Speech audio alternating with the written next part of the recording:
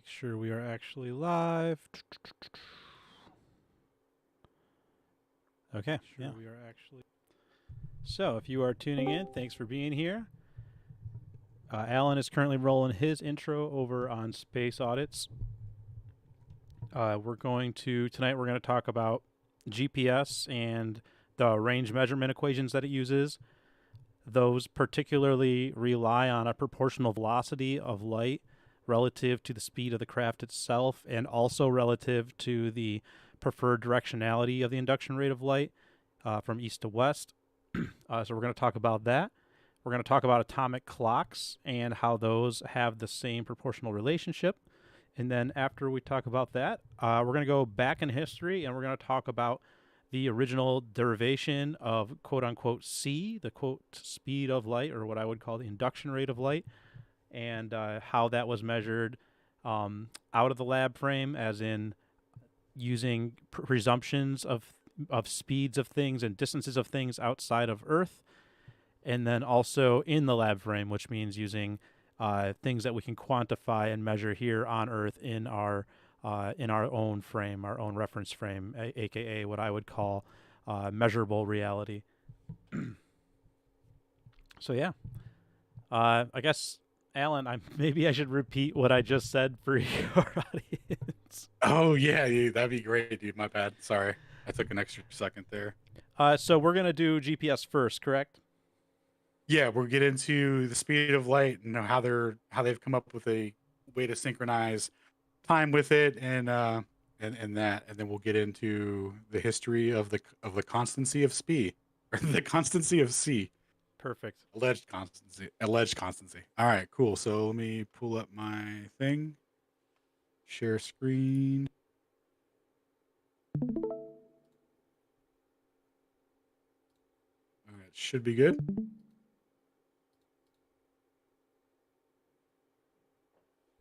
All right. Everyone in? No. Yeah. Give it a second, or it's just you. It's just I got everyone that matters.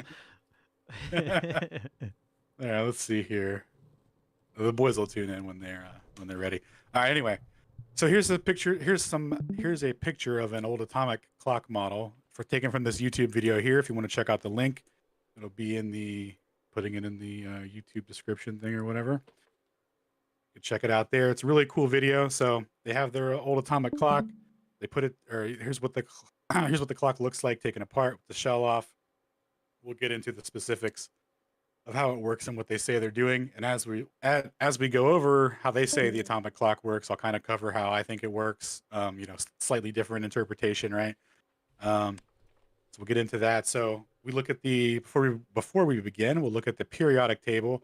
We'll look at the valence electrons. So at the top of the periodic table, you'll see some numbers here: 1, 2, 3, 4, all the way up to 18.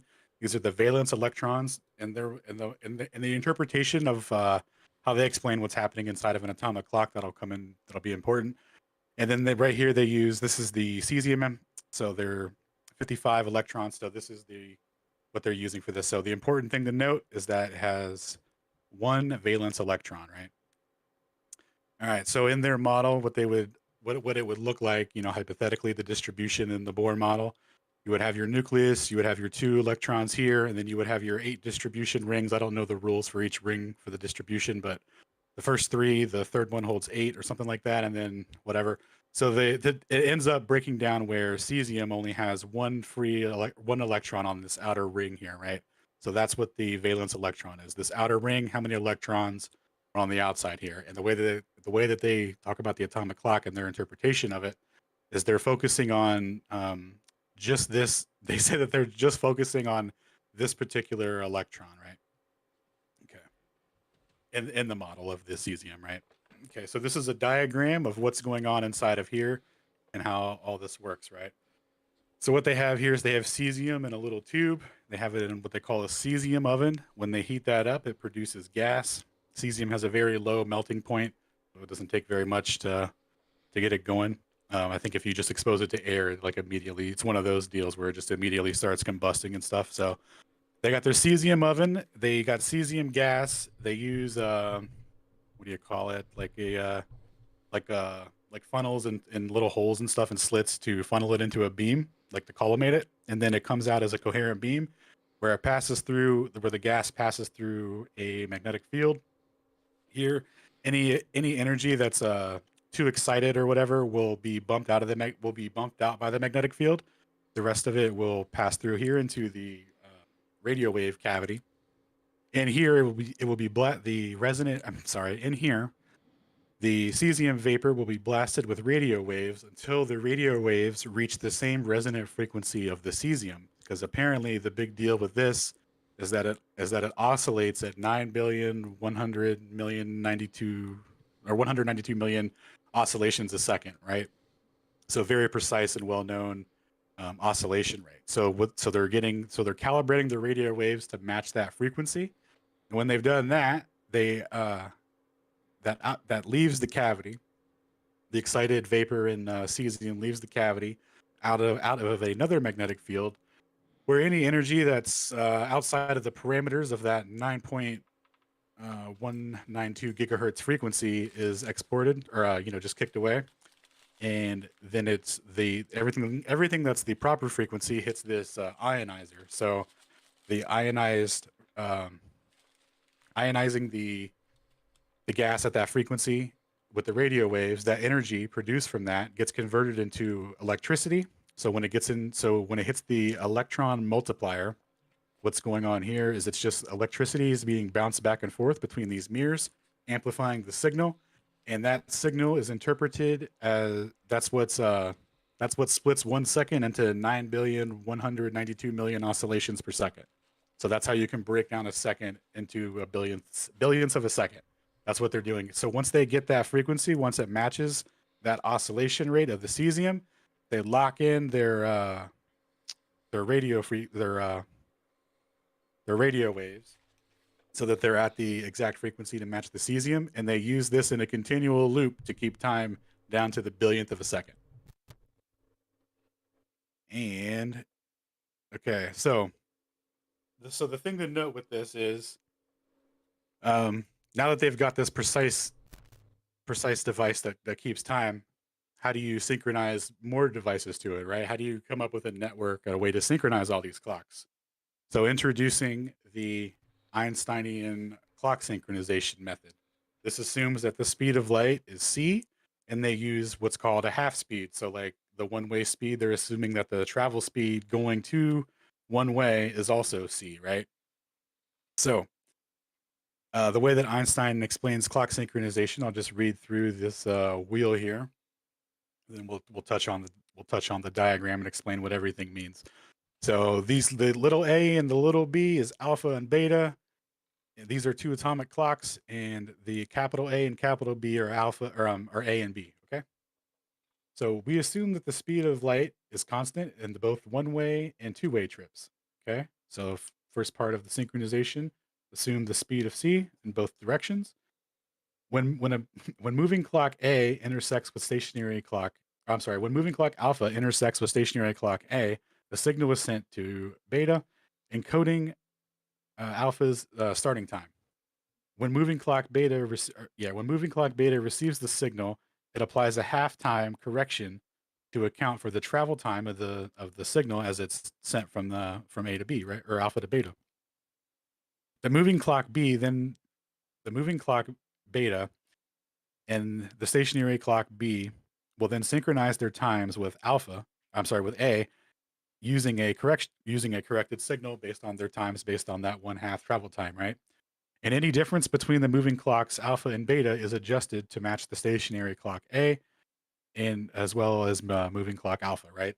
So to keep everything in sync, basically they're assuming C and using half-time corrections to correct for the travel time in between to keep everything synchronized as they intersect, right? So in theory, if you have a stationary clock here and moving clock here, a system of moving clocks here, and they're yeah, all right, and they're and the moving clocks are in motion, right? So when they intersect, when alpha and A intersect, the signal is sent to beta, and it says, "Hey, I'm sending the times at this timestamp. I'm sending a signal." And beta goes, cool, okay, no problem. Let me subtract the half of the speed here for the flight time, and then my clock will be corrected, right? And then they compare and contrast, make sure they're all good. And if the speed of light maintains constancy, then these clocks should be in sync forever, right? Essentially, that's the idea. So what they've found though is that these clocks, that the atomic clocks require corrections. So there's a retardation to the clock that's proportional to the velocity of the craft, whatever is carrying this device, right? What that means is, if you think about that 9,192,000,000 oscillation rate, it's basically oscillating one less time, per whatever the velocity is, right? So if it's, so let's say like the travel, let's say for example, right, to make it simple to conceptualize it, let's say there's a craft traveling at 1,500 miles an hour. So it would be like 9,192,000,000 minus 1,500. Like it's just oscillating that much less, right?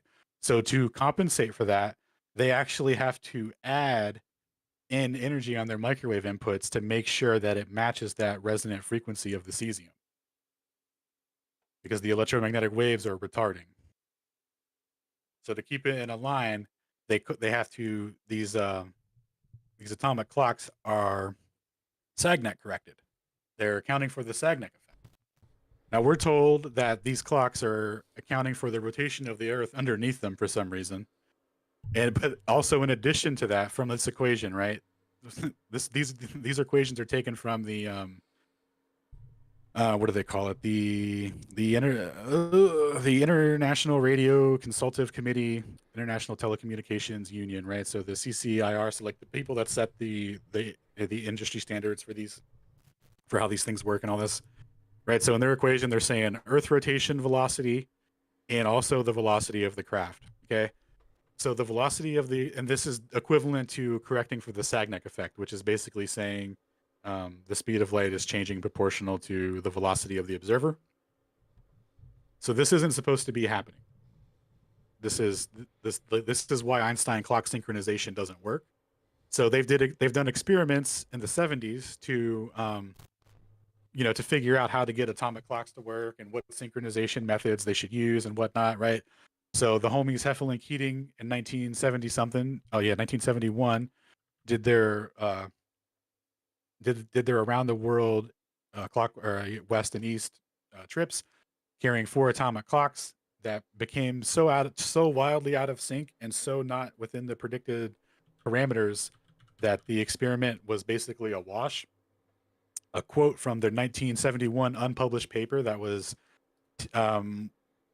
what's it called, like FOIA requested from the military, because the military funded this whole thing, this whole experiment.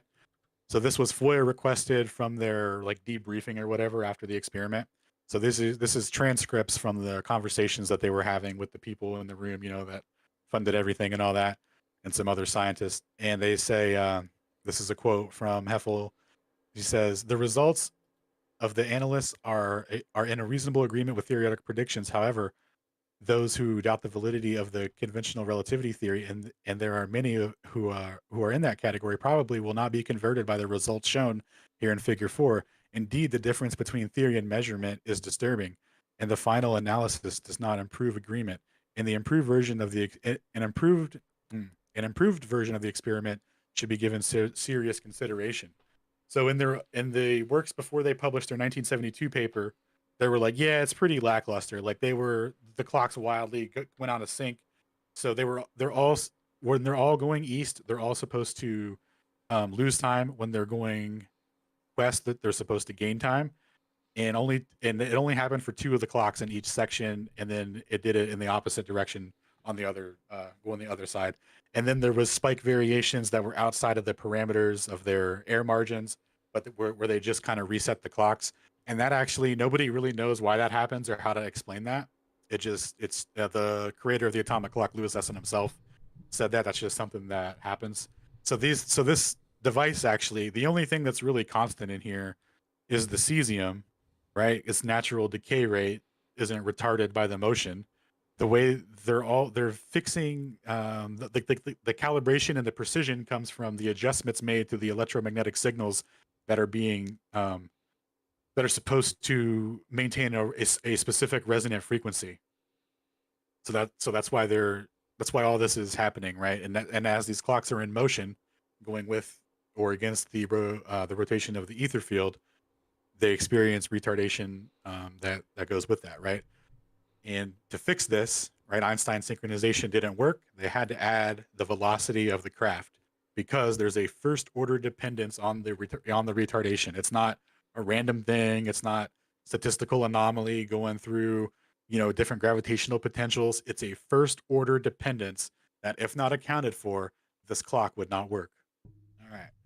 So the that is the constancy of the speed of light. So they're basically giving it a little booster pack, right, to account for that. So that's Einstein clock synchronization and GPS. So later in 1972, Heffel and Keating republished their work, where they brought their observations in alignment with the relativistic predictions, and now they tell everyone, congratulations, we proved time dilation and all that stuff. So, and keep in mind, this Sagnac correction being applied to the craft is a direct refutation to relativity theory. The craft should have no way to know its velocity or have to be corrected for it. And the fact that it has to be corrected on the first order kind of tells you exactly what the mechanism for that is, and that would be an ether. All right. So that's atomic clocks and GPS for now. So yeah, two points on that. First of all, what I found was interesting when me and you were talking about it earlier, when we really got into how an atomic clock works here. It's kind of hard to conceptualize, like, why would specifically the atomic clock have the exact same proportional relationship to east to west movement and west to east movement as like a radio wave does in the range measurement equations for GPS. But once you realize that you've got this whole thing is like an electromagnetic process with the radio waves and the magnets, that makes sense that you would have a proportional decay rate that's proportionate to the exact same motion through the ether, essentially. So yeah, that was really interesting. And then also on the Einstein clock synchronization, I recall, is he referencing Heffel and Keating? I know in the Marmot paper he kind of indicates that the Einstein clock synchronization, not only does it not work, but it doesn't work to an order of exactly what you expect it to not work, with not taking into regards the relation or the relative velocities of the clocks. I don't recall if he did that. Let's see. This was in 1990. So yeah, he would have known about it. Let me see. I don't see it cited here. Because I maybe I don't really know what his source was exactly, but I do believe that he indicates that. Let me pull my notes up actually. But yeah, what you're saying sounds familiar. Like that exact, like when you do the Einstein clock synchronization, the exact amount it's off by is like, oh, because it's exactly because you didn't account for the proportional velocities. Are they doing this math like backwards so that they can keep C constant or appear to be constant? Well, they have What's that? They account for the velocity in the Sagnac corrections. So like they are. Go ahead. They're ratioing their velocity against the speed of light and correcting by that amount. Wild. Yeah, I see it right there. C minus V. Yeah.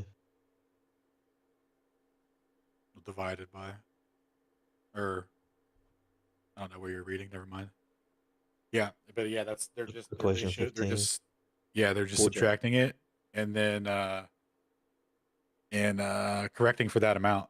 So what Marmot ends up pointing out here is that these corrections that we're told are due to XYZ relativistic effects are actually just equivalent to accounting for the relative velocity of the craft, aka they're identical to the Sagnac effect.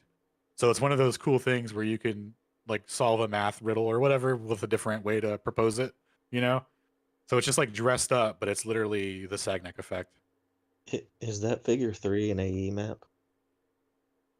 Figure 3. Yeah, probably. But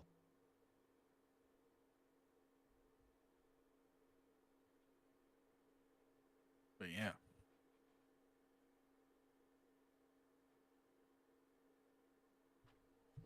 So I guess he kind of infers it indirectly, because he says that Einstein's says the original Einstein's clock synchronization method was perceived as an attempt to set up an identical display. This is on page 1274. Right under equation 13. Here we go. So yeah, equation 13 shows a display. However, unexpectedly, where's that at? Here we go. However, unexpectedly, in a moving frame, this synchronization method does not give that expected result as obtained in the station frame. Equation 13 that shows that the display on clock beta gives an apparent time, which is earlier than the display on clock alpha. This is a fact coming out inevitably from the principle of mass energy conservation and Einstein's synchronization method.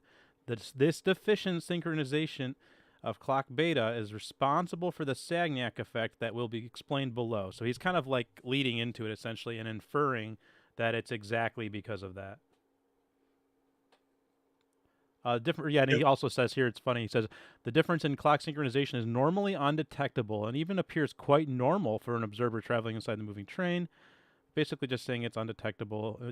Well, if you're with the clock, you're not going to notice it. But yeah, in any case, pretty interesting stuff. Yep. So yeah, I guess now we can go from there back in time. I'm going to share my screen or share my presentation.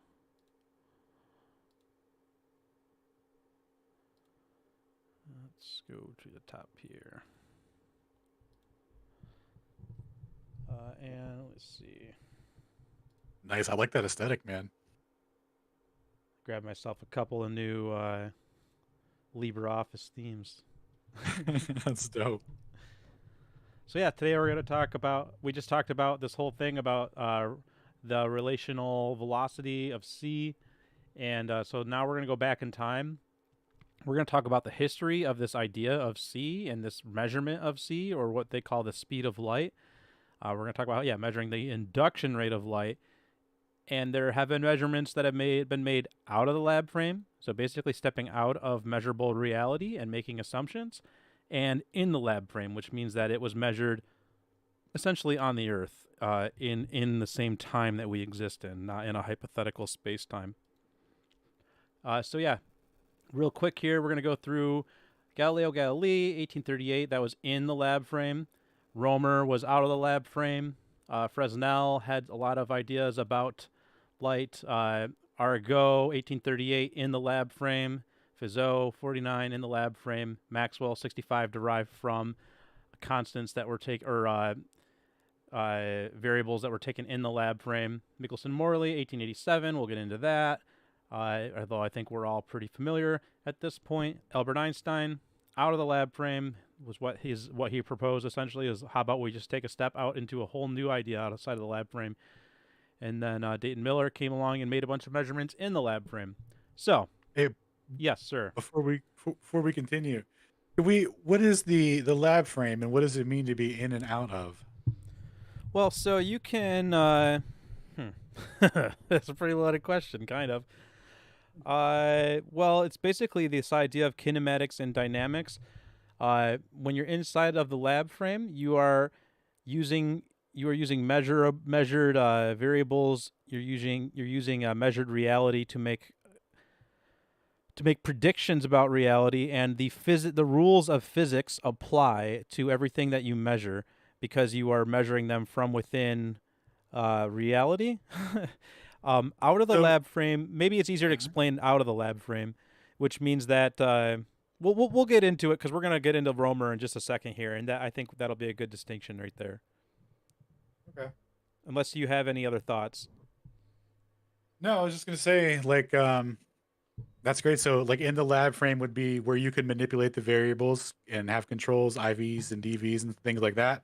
The out of the lab frame would be like abstractness through mathematics. You know, things that you can't control or really discern. It would be like more of just observing something and having like, making observations and coming up with constants and things like that to describe the interaction where you can't really um, interact with what you're describing mathematically, right?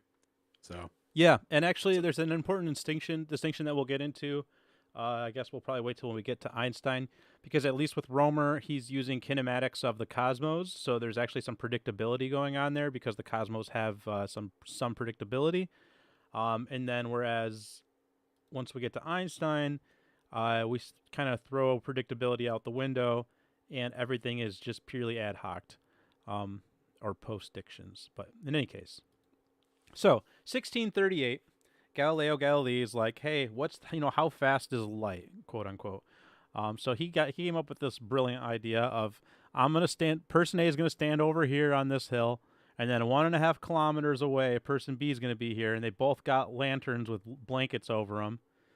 And then he's like, person A pulls their blanket off the lantern, and then when person B sees it, they pull their blanket off the lantern, and then person A is like, oh, okay, I can see the difference in the time there. But I think we all kind of can tell on its face this is not a super great way to measure the quote unquote speed of light. So yeah, he just decided at that point, it's either instant or it's too fast to measure. He was at least humble enough to say that he maybe just couldn't measure it. And then in 1676, as the lore goes, Romer comes along and he observed the eclipses of Io, one of Jupiter's moons. And he was watching the eclipses and noticed variations in the eclipses. And he presumed the differences were due to the time it took for the light to travel different distances to the Earth. And then based upon those different distances, that the eclipses would have been. I think he observed a total of, I want to say, 30 eclipses. As so the lore goes, he deduced a potential finite rate of 220,000 kilometers per second for the quote-unquote speed of light. And notably, that is 26% lower than the currently accepted value of around 300,000 kilometers per second. So interesting there. Now, that's all based on presumed distances. It's kind of how that whole model works is within this framework here. scaled invariantly to that. Yes, sir. So that was 1676. Now we've got 1818, Augustin Jean Fresnel, and he published Memoir sur la diffraction de la lumière, Memoir of the Diffraction of Light. He supported a wave theory of light, and he developed equations regarding light behavior in various media, and he hypothesized the idea that light is dragged by a moving medium. And actually, not only did he hypothesize that idea, but he actually came up with this equation too, which is Fresnel drag. And we're going to get into this in a bit, but just wanted to go ahead and shout out right now that somehow he had derived that equation, even though it was just a hypothesis. But I don't have a ton of information on Fresnel, unfortunately, today, other than to say that he was certainly a G. So then 1838, Francois Arago comes along. He discovered this idea of the Arago spot. And what that is basically you take a beam of light and then you put a sphere in the middle of that beam of light, directly in the middle of it. And then what you get, the diffraction rate or the wave pattern of the light on a wall looks like this. You get these ripples around the outside, and then you get this dot in the middle, and that's because of the intersection of the way that the light is traveling around the dot. Essentially, you have an intersection of like a equidistant electromagnetic waves coming in from that to that center point. And basically, so this helped him to predict. Yeah, that's why he was a proponent of wave theory, and he predicted that the induction rate of light should decrease in denser medium. And this is the basis of Airy's failure. And if we, I don't actually have a slide about Airy's failure in here, but the idea with Airy's failure was that they were going to use this difference in the denser medium to do a measurement looking through a telescope without water in it, and then a telescope with water in it. And then if you needed to tilt the telescope with water in it forward, then it meant that the proportional rate or the proportional rate of the velocity, essentially that the stars would have had to been moving, not you. You're looking at the difference in that light travel and that through the telescope there. But in any case, they called it Airy's failure because. Go ahead. I got a slide for you. Turn it as soon as Discord stops. There we go. You want to pull that up real quick so you can show people the telescope angle? Oh yeah. So if you're watching in Discord, you're just gonna have to go look in chat real quick. But yeah, here's just a quick demonstration of Airy's failure. Telescope stationary, so if the light was coming straight down, you would keep it stationary and straight up. But we have to tilt it. And if you have to tilt it without, or when you put water in it, basically it shows how that ratio would change. Yeah. But that premise for this experiment comes from essentially what Fresnel had hypothesized back in 1818. So yeah, Arago also did a determination of C in the lab frame, but I don't have that with me at the moment. Let me see.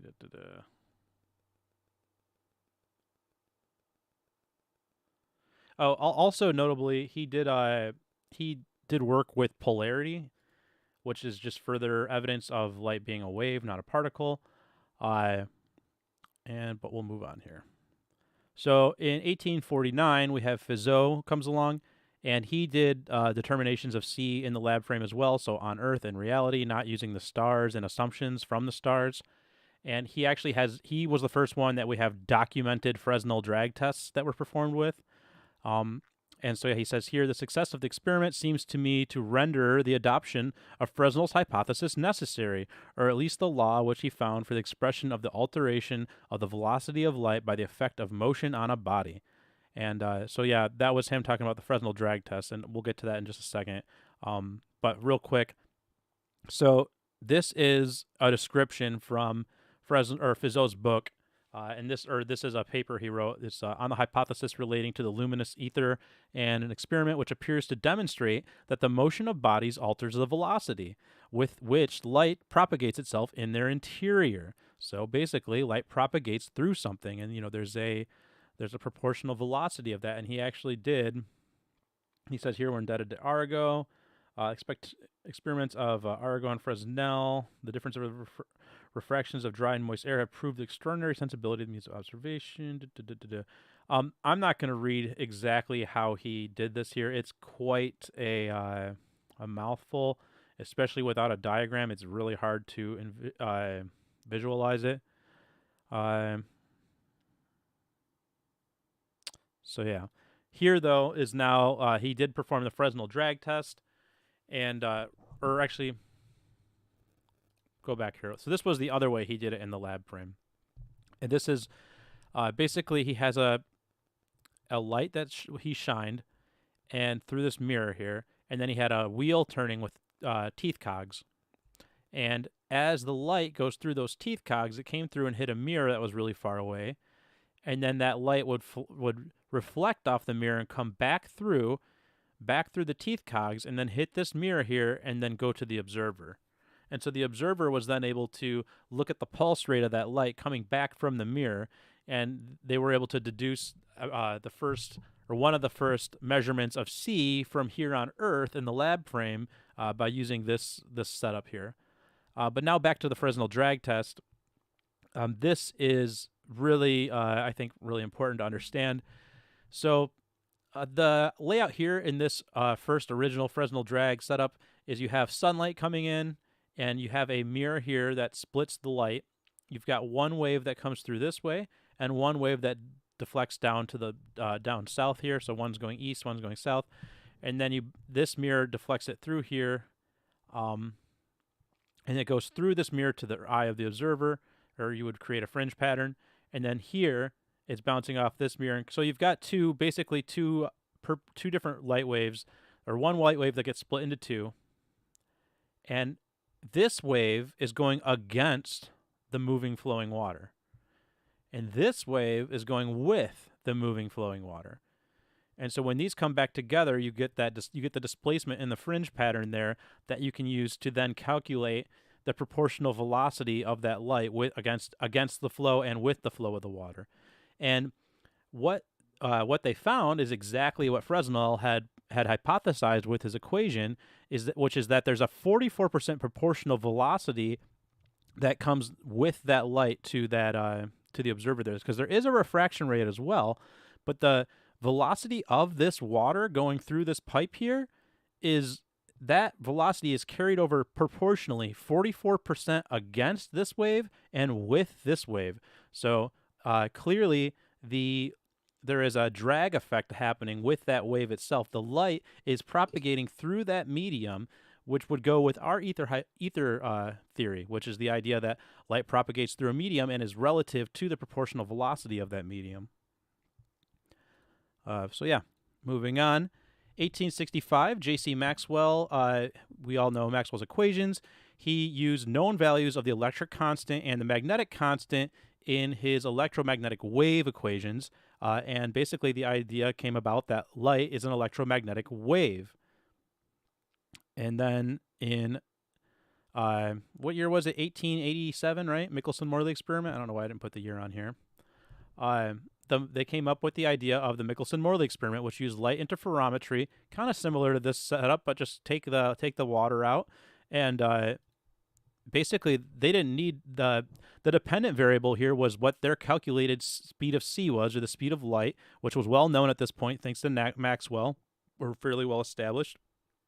So that was the dependent variable. And then the independent variable would have been the orthogonal vector direction of the interferometer itself. So as you would turn this device in a circle, you would get a different displacement in that fringe shift that would be proportional to the absolute motion of the Earth itself. You don't have water flowing in the Michelson-Morley experiment because instead you're trying to measure the absolute velocity of the Earth itself. So you would have the Michelson-Morley experiment was a much more sensitive interferometer, and it was the first of its kind. But they knew exactly what they were doing, and that's the whole point of this whole presentation, is that, you look through this timeline up to here, they had done lots of measuring. They, at this point, especially between Fresnel, Arago, Fizeau, Maxwell, they knew very well at that point how the proportional relationship of the velocity of light worked. And so that's the whole premise of the Michelson-Morley experiment. And one thing that's really interesting that was pointed out to me recently is that you can't actually find the proposals for the Michelson-Morley experiment. You can find the actual paper itself for when they first did the experiment, but you don't see a lot about how they knew exactly what they were doing, because they don't want to talk about how they knew exactly what they were doing, because the result was not equal to what they expected with the Copernican principle. They expected a speed of 30 kilometers a second. Instead, they got around 7 kilometers per second. And that result can really only be explained. Well, you could make up some kind of theory with some kind of slow-moving Earth maybe, but it's nothing close to the Copernican principle. And it actually is much better explained, in my opinion, with a stationary Earth in an ether wind, which up to that point, I guess I don't know if there had been much talk about an ether wind up until that point. But so in 1905, Albert Einstein came along with special relativity, and I don't have a lot for this slide, as you can see at this point. But the idea here was that, when you say that, I mean, this literally was kind of the whole premise here, because they said that the entire apparatus contracted in direct relationship to the sun. And in that case, they had to call the little bit of fringe shift that they did measure, they had to call that instrumental error, although they then came along later on with Michelson-Gill-Pearson and measured the exact same thing with a higher degree of precision and called that Earth rotation. But I digress. The point here is that special relativity, this is like they try to say that Michelson-Morley was proof of the non-existence of an ether and proof that we are in motion or something. And it's actually, this is purely outside of the lab frame thinking.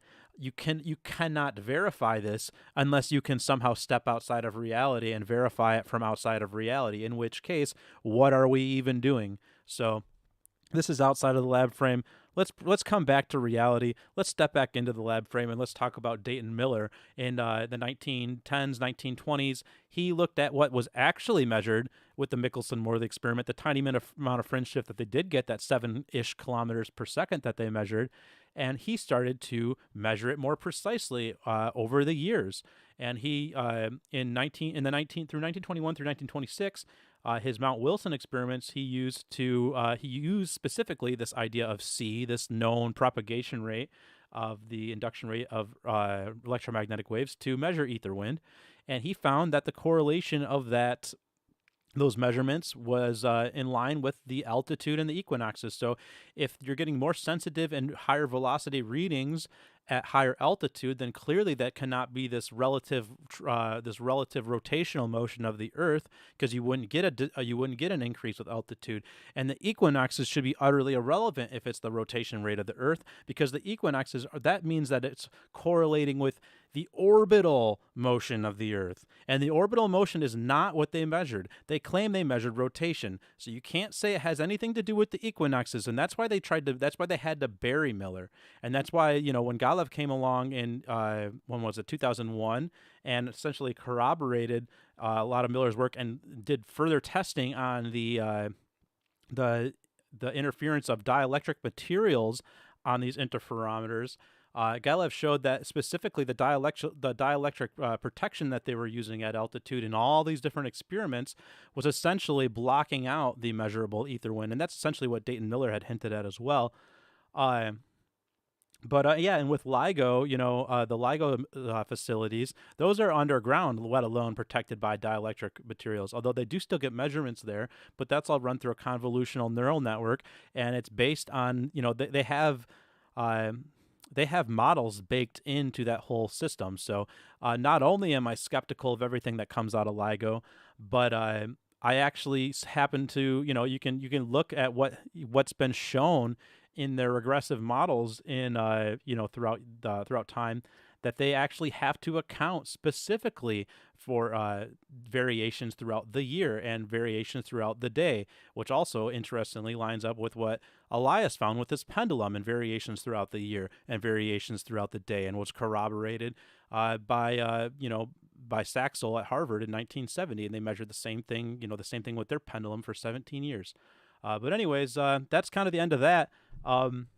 Me and Alan have been looking a lot into the history of these measurements of C. It's pretty interesting to dig into. It's kind of all set up for, what they were thinking. Freynell, thank you. What they were thinking when they went to go do the Michelson-Morley experiment. But yeah, that's pretty much everything I have for that presentation. Alan, should we talk real quick about our Pound Rebka light bulb moment? Yes. But I guess maybe before that, real quick, does anyone have any questions or like anything they want to say about the GPS stuff or about the history of C stuff? Yeah, other than the shielding, were there any other specific experiments you can reference right now that Galileo did as far as properties of light? Oh, yeah. Yeah, his altitude tests, he used one-way propagation of radio waves with, he used atomic clocks, right, Alan? Who's that? Galev in 2003, his radio wave from altitude. Not sure if he used atomic clocks. Well, in any case, he used radio waves from altitude and then propagated down to two different altitudes at two different relative positions, and did the math from that to basically deduce that there was a relative velocity difference from different altitudes. So essentially, the higher up that you are, there is a greater rate of ether wind velocity, or what, it causes a different proportional rate in the velocity of light. But yeah, so that was another experiment that he did, another whole paper, also insanely relevant to this. That was also shown by, didn't Monero show that as well, Alan? Yep. Monero showed He that. showed that there was a fluctuation that corresponded to the equinoxes, similar with Miller. And they left their device running 365 days for 3 years straight. But specifically, they did not. Did they do altitude or no? No, not that I'm aware of. Gotcha. They just left it in the school. Isn't there one other altitude measurement I'm not thinking of? I think there's at least So one. there's a so dude, they did balloon test. Um, let's see here. Where was the balloon? But didn't they measure like literally no fringe shift with those, or it was like completely arbitrary No, no, directionality? no. The first one they measured a fringe shift that matched Miller's, and then the second one they sent up, they said no, we didn't get nothing. And then Kennedy and Thorndike did their thing, and they measured using an apparatus that wasn't um, the arm lengths weren't proportional like in the correct way, like how they were supposed to be, and that measured 26 kilometers a second. And then Whoa. they straight up say, oh no, that measured nothing. Like they throw that one out and call it a confirmation that the speed of light doesn't change, and it measured a fringe that with their device that would correspond to a velocity of 26 kilometers a second. So they got close to that elusive 30 kilometers, but they can't have it. Like they already backed away from it, and then they would have to like further substantiate it, and then it would turn out that it's due to the arm lengths not being proportional, all that. But yeah. Even rigging it's really hard, huh? Yeah.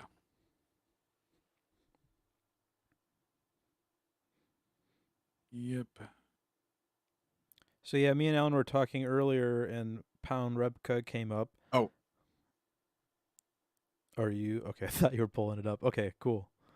Yeah. So Pound Repke here, they did an experiment in 1960, and where's my? There we go.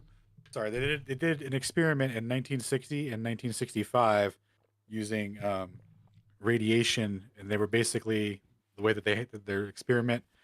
They had a radiation source at the top of this tower here, 75 feet, and then at the bottom they had a detector, and then they did the experiment in this configuration, and then on the inverse, so source at the bottom, detector at the top.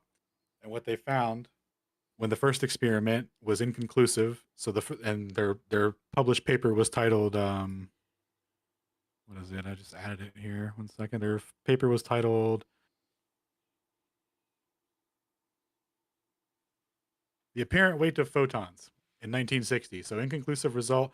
And what they were getting at was they couldn't tell the difference between a photon, quote unquote, gaining acceleration, meaning c plus v, like, or I'm sorry, c minus v, like it went faster, going down, um, and on the inverse going up, it was as if it had to overcome the same gravitational potential, so like the same exact 9.8 meters per second, that they say things fall at.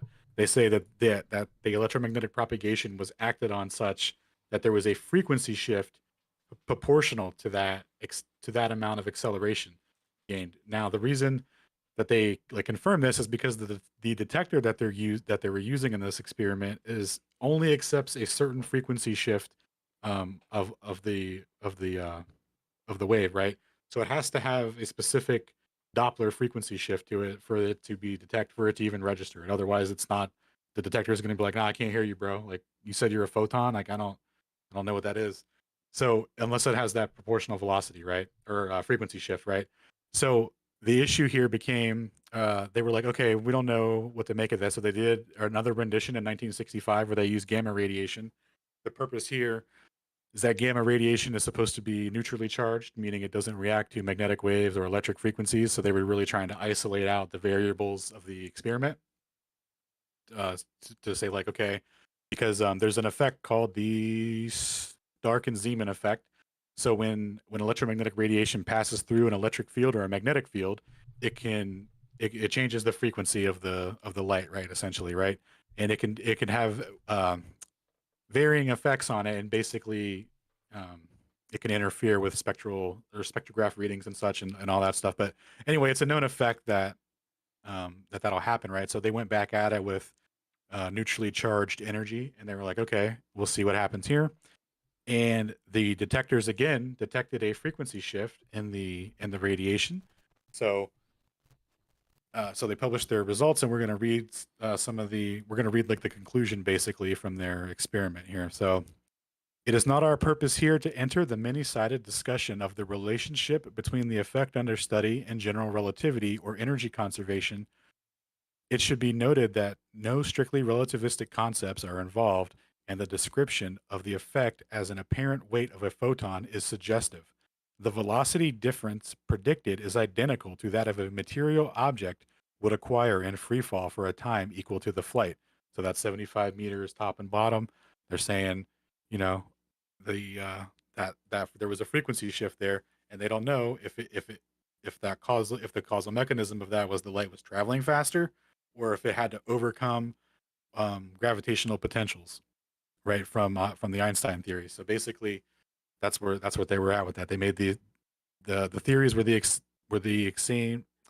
The relativistic prediction and the classical prediction made the same prediction in this experiment, right? Um, and the reason, so it gets crazy too, because they say in the relativistic paradigm, the speed of light is the same, right? So they'll keep the same speed, but they're okay with a Doppler frequency shift proportional to a speed outside of the speed that the wave's traveling, right? But they say that it just like hard encodes to the frequency of the wave spectrum there upon analyzing it. So they didn't know really what to do here. So at the end here, they close out and say, the view of the local time scale depends on the gravitational potential appears to be a coherent source for confirmation. The present experiment is unable to distinguish between frequency change and velocity changes.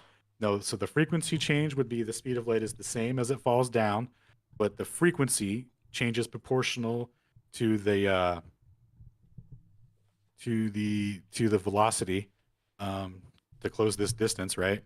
And they say that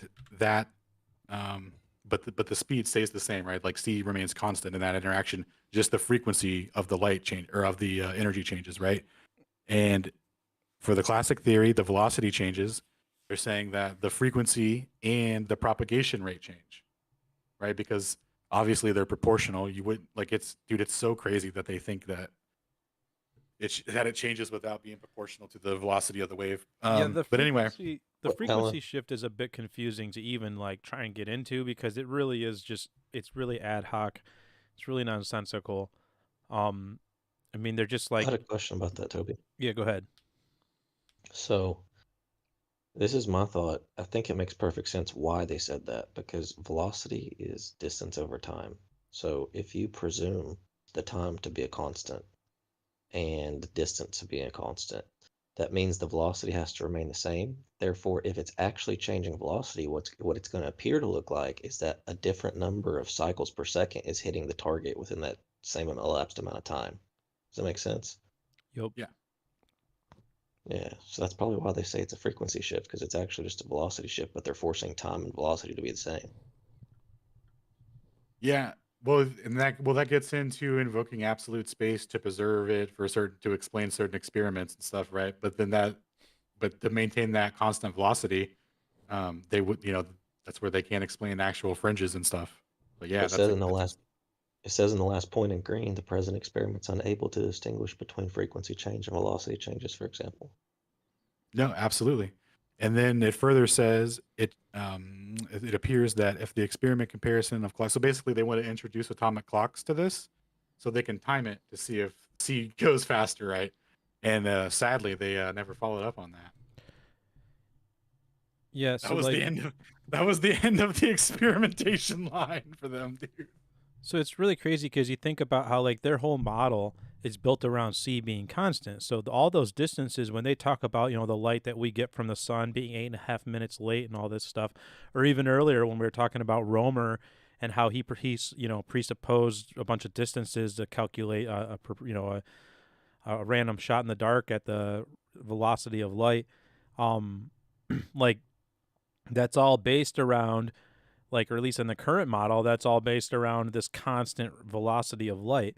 But you know, if it's getting faster as it's hitting, falling into the gravitational well, they would, claim or whatever, then that on its face is like a big wrench into the whole model.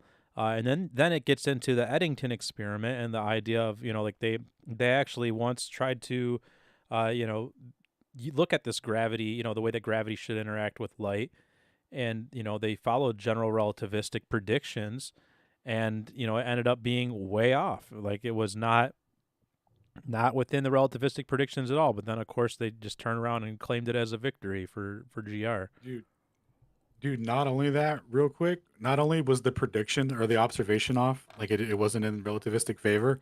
There was observations taken in tandem with that eclipse where two men were looking for gravitational redshift to correspond to the predictions of how much the frequency would change based off that. So based off of that displacement, Toby, they were saying that the frequency should change also, and there's a prediction that comes out of Einstein's equations to correspond to that frequency shift.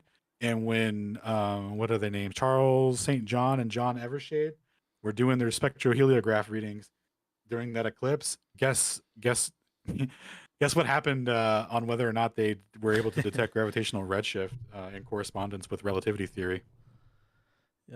Zero detected. Zero detected. Not only that, they figured out that they could use transits of Venus and stuff to get redshift readings, and they never got anything to correspond with relativity theory. Huh? Isn't that So fun? So yeah, so so even they if have a big so old even Tom if there Repka problem. yeah, and even if there was a starlight displacement in this observation, you couldn't say that it was due to a gravity field because there's no frequency shift to back that up, back that interaction up. Can you So go that's back to the? unfortunate. Go ahead. Oh, sorry. Can you go back up Yeah. to the slide with like the electromagnetic effect on like the shifting of the spectra? Because it looked pretty much like a red shift. Like Spectra, the shifting. Where are we scroll up, at? scroll way up.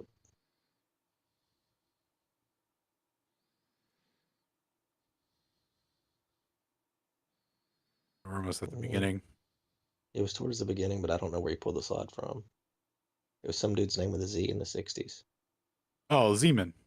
Yeah, yeah, yeah. Right here. Right here. Yeah, that's so you're saying electromagnetic effects cause redshift?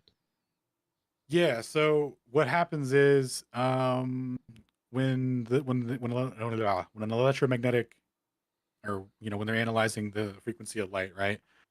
And it passes through an electromagnetic field or current, it what does it do? So like how they take readings and they get the emission lines and they're like, oh, this is due to hydrogen and helium because it absorbs at that rate or whatever. So what the Stark and Zeeman effect do is it basically doubles the lines of emission. So it kind of just like makes it doubles the lines essentially when it passes through the fields. Okay.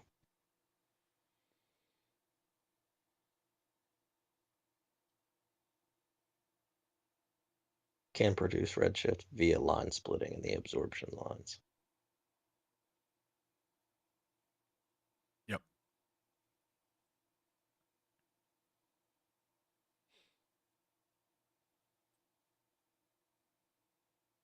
It literally says electrons move faster if they're going with the field.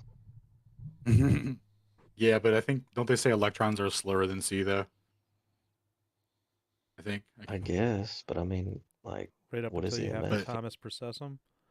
right up until dude, that's right. Right up Up until you until have to Thomas process them, dude. I forgot about that. Just every now You and then, gotta they may not be as fast as C, but every now and then they need a couple Lorentz boosts. dude, not every now and then, bro. Infinitesimally in perpetuity as they move in their orbit. Of course. So that's really cool. Yeah. All right. because I So mean, if it's not this, if electrons don't move at the speed of C, then how does EMF work and how does radio work? GG. You're right. So yeah, so the changing electron shell moves faster. So the reason for the changing electron shell, well, maybe they don't mean that it's moving faster than what it should be. Are you familiar with their electron shell model? That's the old one, isn't it? Yeah, but like, it's also whatever they need it to be. So I think like what they're saying here is like the jump from this ring to this ring or something, this interaction will basically cause that line splitting to appear. Because if when it's traveling with her against the magnetic field, it gets retarded or whatever, so it gets kicked down, or this will get kicked up, kind of thing. Yeah, but That's what I they gathered. don't even believe in this model anymore. They believe in like an amalgamation cloud or something weird. It's like a Y- blob cloud. Yeah, right. But they also believe in that when they need it, dude. So anyway, that's just what the interpretation of it was when all this was coming out. Anyway, so doesn't matter. Stark and Zeman were in like the early 1900s. These effects were GG. figured Proven out. himself. So GG. all right. So where were we at, Toby? I think we pretty much hit everything we wanted to hit today. And all under an hour, dude. Not bad, Well, it's only been an hour. dude. Right? Wow. I was thinking it was 2 hours. Jeez. Well, yeah. I guess real quick, I'll talk about um, that thing I ran into in that Feynman lecture earlier last week. Nice. So I'll just read it. He says, so he's talking about the electric current in the atmosphere, and he's saying that essentially, if we measure the current over the sea, there's a daily variation, and the current varies by about plus or minus 15%. But here's the really interesting part. It's largest at 7 p.m. in London. The strange part of the thing is that no matter where you measure the current, in the Atlantic Ocean, the Pacific Ocean, or the Arctic Ocean, it is at its peak value when the clocks in London say 7 p.m. All over the world, the current is at its maximum at 7 p.m. London time, and it is at a minimum at 4 a.m. London time. In other words, it depends on the absolute time on Earth, not upon the local time at the place of observation. And so, yeah, the voltage at the top surface is dropping and rising by 15% with the absolute time on Earth. I thought that was just insanely fascinating. Hmm. Could we use Stellarium to see what the sky looks like at 7 p.m. London time on the equinoxes and the solstices? Because, I mean, I wonder if there's like some astral thing going on. Like, if it's like something like Orion's belt or just, it's got to be something. Well, I think, like, I don't know if it would matter where it is, right? Like, it's the whole point is it's just a relative time to use. To say when, but it's like a global or worldwide phenomena, that the electrical field is rising and lowering all at the same rate. But yeah, it'd be the highest at 7 p.m. in London, but that would also still be the highest at like, what time would it be? Like in America, it'd be like 3 p.m. or like what 1 p.m. something like that. Hey, Toby, can you link that paper, or is that from the Feynman lecture? Yeah, it's from the Feynman lecture. I mean, I can drop my my highlights if you want. Yeah, Did they my measure this all throughout buddy the wants year? the link to it.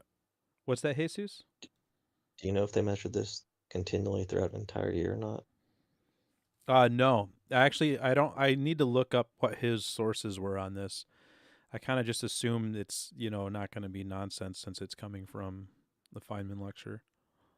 I'm just thinking like, the Elias effect seems to be based off a conjunction of celestial bodies. So if this effect is not consistent throughout the entire year, it could have been that during the time that he was measuring at 7 o'clock London time, there was a conjunction between the sun and some astral body, right? And then maybe throughout the year that time shifts. Definitely possible. Yeah, I'd be curious to know what the measurements are based on. Um, yeah. Where is this paper? There it is.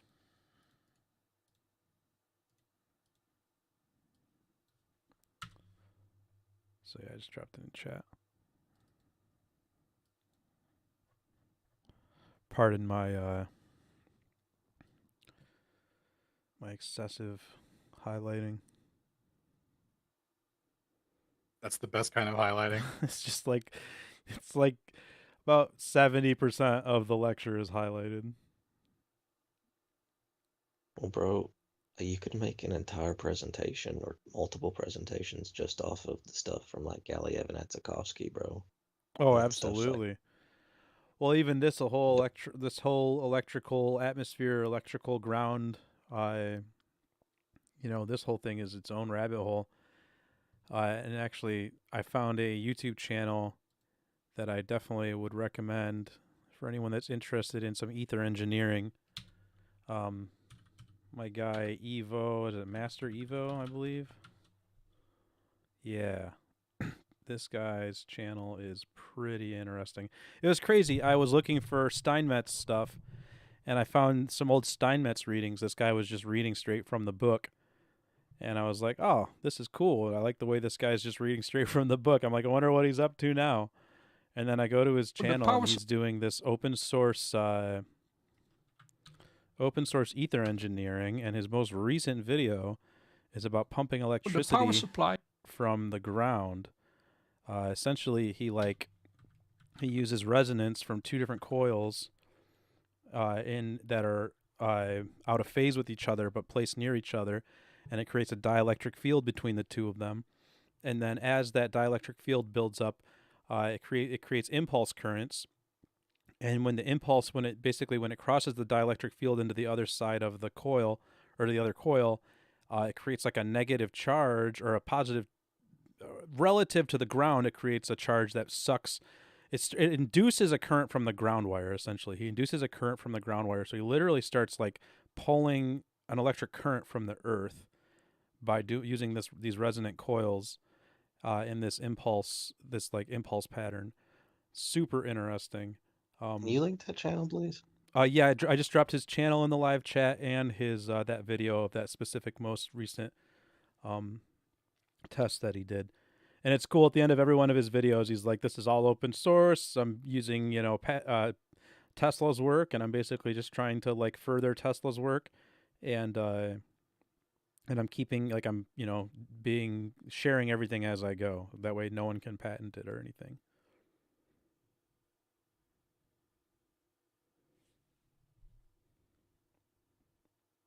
Dude, that's awesome that you found that guy. You're like, I wonder what this guy's up to. He was reading some Steinmetz a little bit ago. Yeah, he's like, exactly. He's like, I made an electric resonance garden. Yeah.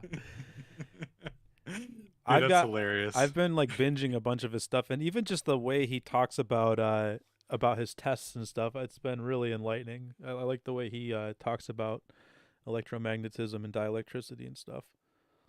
Dielectric and magnetic induction. Is this the playlist right here? That's specifically the most recent video, but he's got a bunch of content about it. About these. Who's Steinmetz again? What year was his book written? So he was reading from Steinmetz. Actually, I just posted that exact book.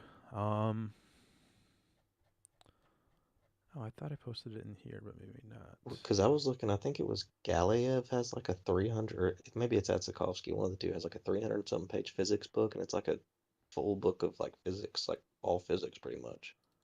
Is that the similar thing that Steinmetz made? No.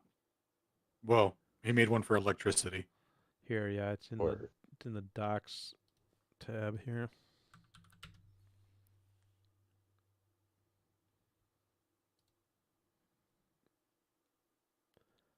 But yeah, that's like pretty much everything I have for this week. Is there anything else we want to cover before we end the stream? We could end the stream early if it might not be the worst idea.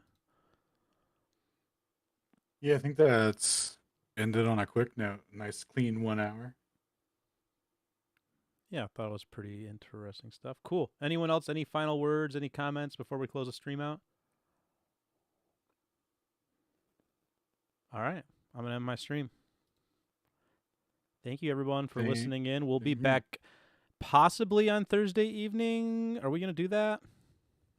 I don't know. I still got a lot of GPS ground to cover. Yeah, let's just stick to the schedule. Next Tuesday, 7 p.m. Same time, same place. Or, dude, Toby, you totally gotta. I've barely been able to touch it because I'm on vacation, but you totally gotta check out the the past decade, I guess. They've done a ton of research into like piezoelectrics and resonance. Yeah, and, like yeah, I do need to dig into that. Yeah, energy propagation. So basically, like, what I found so far, I still got to do more, like, looking into it once I get back. But Tesla found out about piezo like way back in his time, and he believed that like in the future that they could use quartz crystals to like shape the future of energy. And they basically started using that in computers and circuitry, and like they knew about it in an elementary way. But in the past 10 years, they've been researching the effects of like resonance upon piezoelectricity. And that plays both into quantum, like the stuff that I showed you initially about the magnon phonon stuff, and like the 60 gigahertz. But it also plays into like increasing the power output. So piezoelectricity already has a really high energy conversion efficiency. It's like, I don't know, it's really close to 100%. It has almost no loss. But Yo, that apparently, just. Go ahead. Sorry. Go ahead.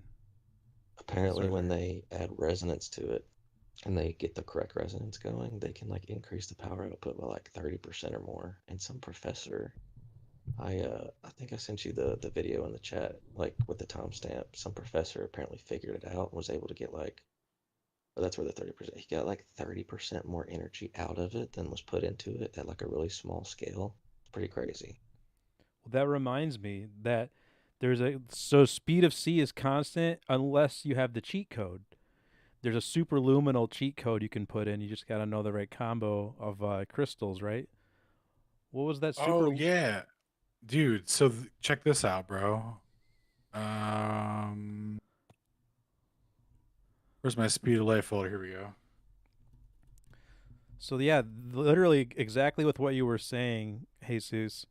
They did a test. Somehow used crystals. I haven't looked at this paper yet, but Alan just brought it up earlier. Apparently, Witsit dropped it to him a while ago. But they were able to make C propagate faster, essentially. Yeah. So it says the What? title, the abstract of the paper is we study the propagation of brief electric pulses along a coaxial line having a spatially periodic impedance. The pericity causes anomalous dispersions and the appearance of a stop band in the transmission near 10 megahertz. The group velocity of the three sums, or sorry, group velocities of up to 3 times the speed of light are observed in the spectral region in accordance with the calculations based off of the effective index theory. And what it says here in the first like paragraph or whatever into the paper, it says anomalous dispersions is known to allow group velocities for electromagnetic waves that exceed c, the speed of light in free space. Citation 1. Such superluminal effects have been demonstrated in a number of optical experiments involving the tunneling of wave packets through resonant media. Citations 2 through 5. And optical barriers. Citations 6 through 8. Important experiments have also been carried out in the microwave region or microwave spectral region, citations 9 through 12. Recently, special types of interference bezel beams were found to propagate at speeds slightly greater than C, citation 13. A great deal of interest was generated in the scientific community over those results as the light was shed over the much debated question of the optical tunneling times. So far, however, superluminal effects have been either relatively modest in magnitude or limited in short range. In this letter, we report a highly superluminal pulse propagation over distances much larger than ever observed before in a simple wire like structure, coaxial line with a periodic impedance or coaxial photonic crystal, citation 14 and 15.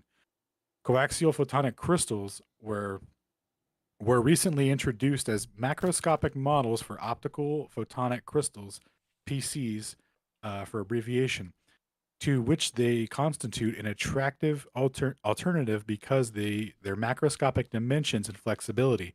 The phase and amplitude of the electric field can be measured anywhere inside and outside of the structure, although they are limited to one dimension and void of polarization effects. Their properties are also described by Maxwell's equations and some linear and nonlinear equations, citations 14 and 15. Properties similar to those encountered in optical photonic crystals have been reported. The most notable features of the coaxial photonic crystals is the existence of a forbidden gap of the The most notable feature of the coaxial photonic crystals is the existence of a forbidden gap of transmission at relatively low frequencies. In the optical case, stop bands are the result of the reflections caused by an abrupt vibration in refractive index. And coaxial lines, they originate from the impedance from an mismatch. All right, cool. So when they make a fucking fiber or coaxial cable out of these little tiny crystal structures or whatever, they get like the speed of light's faster than C. What I'm That gaining makes some. here. That's dope. So in the stuff I was reading, because he's talking about it's only one dimension, they were talking about how they're basically using like really, really fine, super fine, thin, like 1D, one-dimensional piezoelectric layers. And now they're like, because of the research, they've been able to make them in 2D, basically, with like the same type of stuff, but just 2D, and it's like much better and much more efficient and much more useful. And also, it's like it's more resilient to like breaking and stuff. And so I'm just wondering if that's like I would be willing to bet if I had to guess that it's probably piezoelectric crystals because most crystals that are useful are. But the whole point about why they're useful, if you didn't know, is I mean most people know about it that when they're put under stress or strain they generate static electricity, but they found that they also, in addition to generating static, manipulating them can cause them to generate both static, it can cause electric current, it can cause them to generate light, it can cause them to generate sound, it can cause them to generate, dude, there's like this inverse relationship or transverse relationship with almost every form of waves. It's pretty crazy. Yeah, it's super fascinating. I definitely want to dig into that. Thanks for sharing all that stuff. No worries, Dude, bro. I mean, they literally got crystals to like shoot out like 6G, 5G, 6G, like 60 gigahertz EHF. that's It's pretty crazy. nuts. There was in the newer atomic clocks, so you know how they have that resonant frequency of the cesium or whatever, right? Of the cesium vapor. There's also a way where they do it where they have a quartz crystal and they hit it or whatever, when it gets its signal out. And the signal that that quartz crystal puts out is like a known vibration frequency too. So they're like in the modern ones, they combine both of those in the chamber and like cross reference, like to like cross reference to make sure it's like, super, super accurate or some shit. So like they combine that piezoelectric quartz crystal shit with it. That's pretty dope. Yeah, when you also, so like mechanical stress, which is equivalent to attempted deformation, creates electrical pressure, static electricity.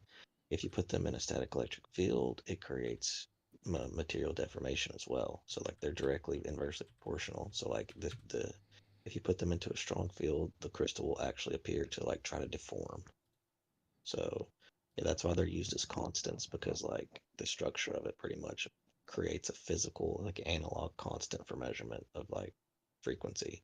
They actually like crystals at rest are not actually at rest. Like piezoelectric crystals are actually vibrating, just inherently vibrating really, really fast. I think it's like Oh, really? 700, it's like 700 and something million or 700 something thousand times a second or something like that. I don't know. Oh, shit.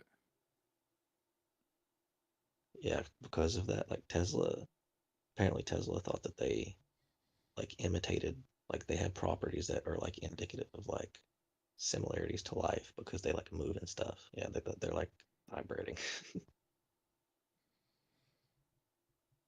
This paper has this paper you dropped the other day has 236 citations. It's a huge paper. Looks Which Which one? super. one? The piezoelectric review on vibration-based piezoelectric energy harvesting from the aspect of compliant mechanisms. I can drop it again. Oh yeah, that thing's nuts, dude. That's where they talk about the improvements in tech getting like higher energy efficiency, but I didn't yet read any specific mention of like net positive energy. I'm assuming if they did find it, it probably wouldn't be in the paper, but yeah, I mean that's like my curiosity because I mean if they are able to use like if they're exceeding C, if they're able to use resonance to like increase power output, I mean I don't know, bro. It's almost as if like maybe they found a way to like use crystals to harness ether motion or something to get energy. It's pretty wild. Did you? I was also just recently learned about Tesla's idea of using ground frequencies to communicate. Have you ever heard of that? He had an idea of Like like somehow transmitting frequencies through like electrical frequencies through the ground to have like a communication network. you mean like resonance of the earth? Yeah, somehow like yeah, he had a bunch of Uh, crazy ideas, man. I'm actually wondering if they're using any of these concepts in their directed energy weapons because based on this research, like I'm pretty sure it would be possible to use this to amplify already really intense lasers. Oh yeah, and if they were doing that, we definitely wouldn't like they wouldn't tell us. Like, yeah, I Pretty definitely dope. think so. Well, cool. I'm It's kind of, gonna officially end the stream now. Then. oh, you're still streaming? Yeah, I figured I thought you already cut it. we were kind of talking about some interesting stuff, so I left it going for a bit. Oh, no worries, bro. Dude, But it's cool, yeah. it's Thanks actually everyone for listening in. I'm gonna end the stream here now.